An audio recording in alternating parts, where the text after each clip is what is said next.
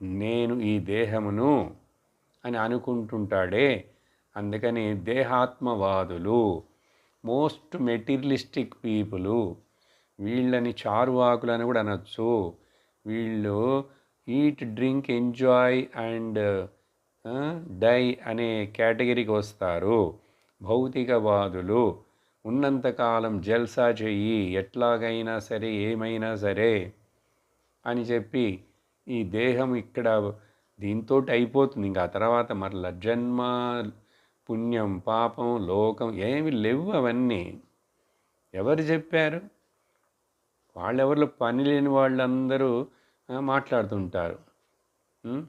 ఈ స్వాములు, వాళ్ళు వీళ్ళు, ఆ మతానికి సంబంధించిన వాళ్ళు, ఈ శాస్త్రం అని అదని ఏమున్నాయి? ఎక్కడ సత్యం ఉన్నది? ఇది చూడు బాగా కొంచెం